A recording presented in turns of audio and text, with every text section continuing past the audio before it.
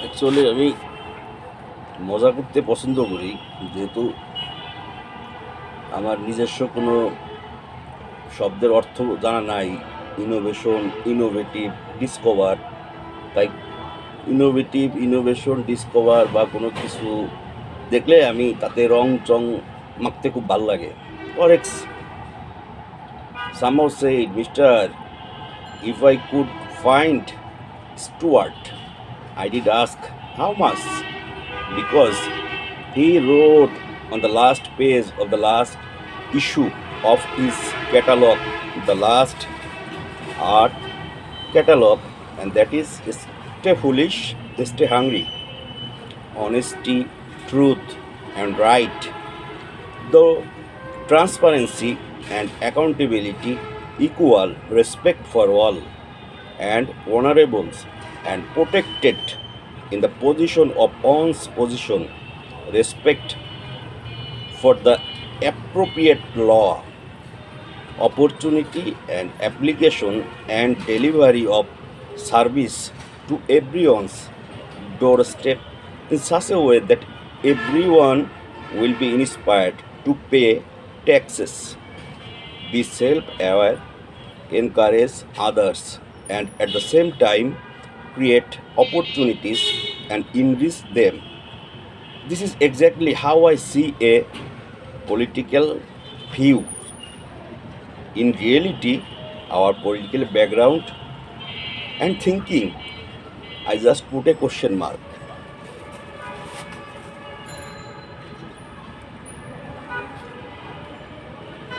Such as you are a policy advisor welcoming a new minister into office, write a policy brief drawing on all the units so far one the following objectives.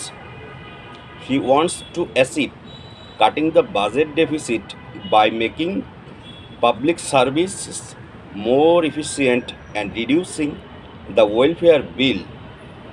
What mix of policies would you advise?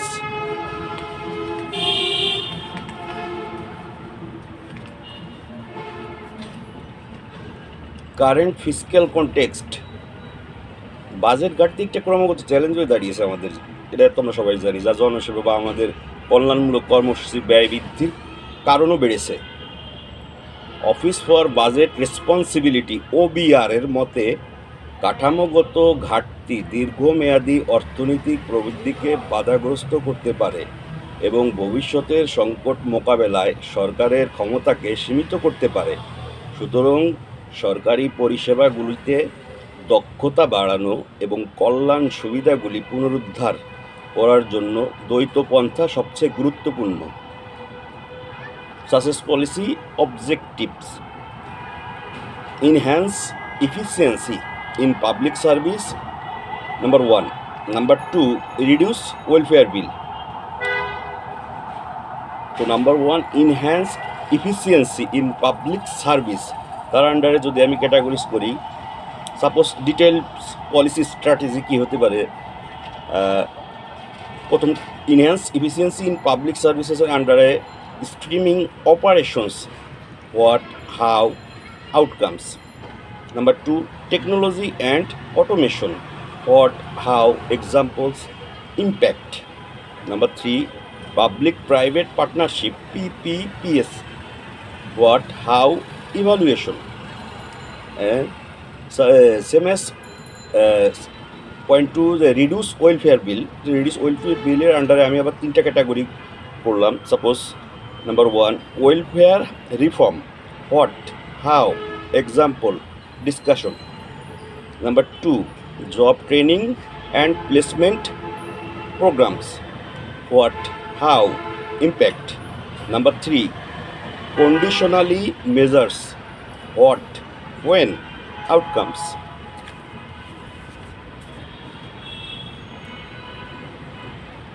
Comparing and contrasting approaches, public service efficiency versus welfare reform, both pros and cons, মানে সুবিধা অসুবিধা দুইটাই আছে। So আমাদের এটা out navigate, মানে আমরা কীভাবে নেভিগেট করতে পারি। Expanding on policy outcomes, number 2, policy implementation timeline. Short term হতে পারে 1 ইয়ার, মিডিয়াম 2 থেকে 3 ইয়ার্স, লং টার্ম 3 থেকে 5 ইয়ার্স। সুতরাং চলমান বাজেট ঘাটতি, জনসেবার দক্ষতা বৃদ্ধি এবং কল্যাণ বিধান সংস্কারের উপর দৃষ্টি নিবন্ধন করে একটি কৌশলগত পদ্ধতির প্রয়োজন।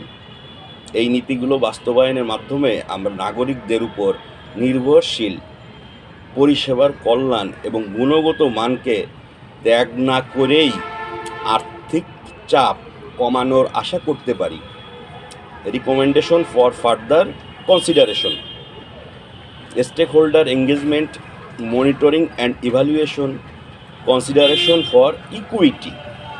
Recommendation for further consideration. Point to be noted: stakeholder engagement, monitoring and evaluation, considerations for equity. তো এর সাথে আমি আরও কিছু জিনিস আমি একটু রং সং মাখাতে পারি। The importance of public service efficiency, reducing the welfare bill, industrial policy insight, behavioral public policy insights, nudging the efficiency, promoting fiscal responsibilities, a balanced policy roadmap, a balanced policy roadmap to successfully navigate budget deficit, reducing while promoting both efficiency and social welfare. A blended policy approach should efficiency initiatives in public sector management. A balanced policy roadmap, তার ভিতরে কি আসছে? Efficiency initiatives in public sector management, targeted welfare reforms, promoting market competition and collaboration, innovation and training investment, and finally behavioral insights.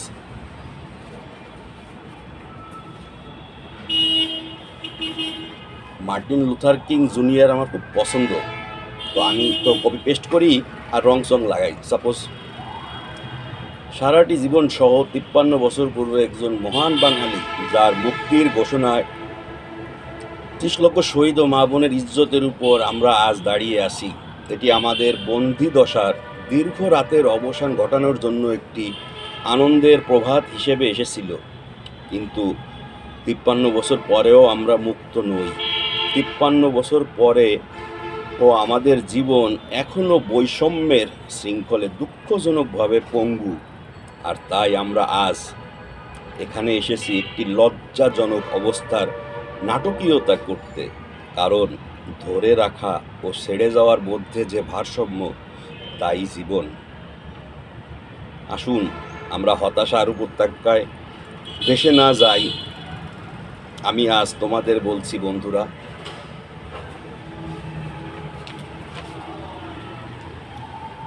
তাই যদিও আমরা আজ এবং আগামীকালের অসুবিধার মুখোমুখি হই, তবুও আমার একটি স্বপ্ন আছে।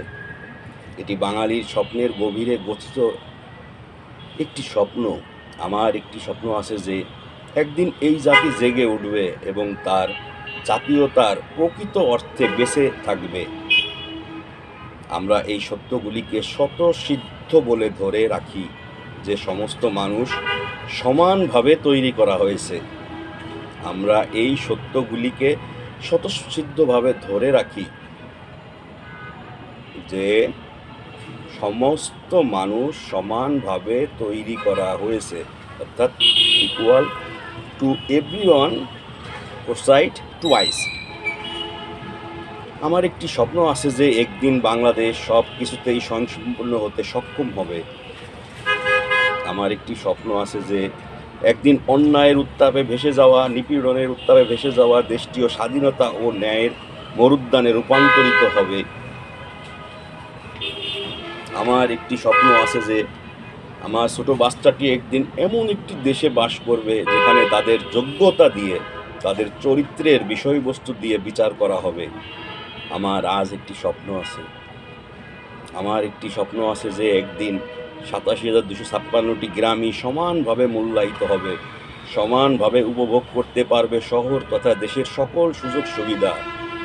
কৃষক তার প্রাপ্য সম্মান ও মূল্যায়নের জন্য সগর্বে বলবে, হ্যাঁ, আমি বাংলার কৃষক, যে বা যারা দেশটাকে খাদ্যে স্বয়ংসম্পূর্ণ করেছে। বন্ধুরা, আমার আজ একটি স্বপ্ন আছে।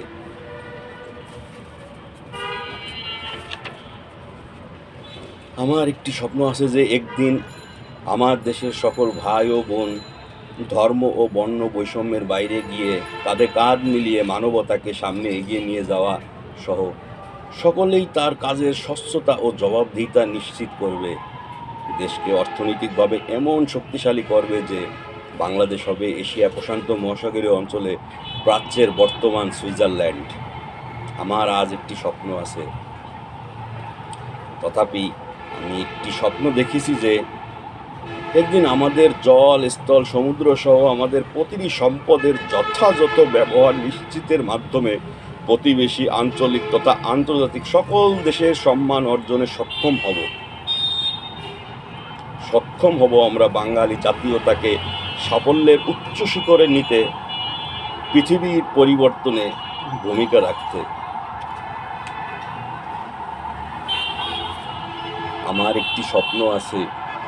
তথাপি আর এক বিন্দু রক্ত নয়। কার জন্য রক্ত, কিসের জন্য রক্ত, কেন রক্ত? একবার নিজেকে প্রশ্ন করো। যদি রক্ত দিতেই হয় তাহলে সামনে রেখে দিব ইনশাল্লাহ, এবং সেটা সত্য, সততা, ন্যায়, আদর্শের জন্য। আর সেই সত্য, সততা, ন্যায়, আদর্শকে সামনে রেখে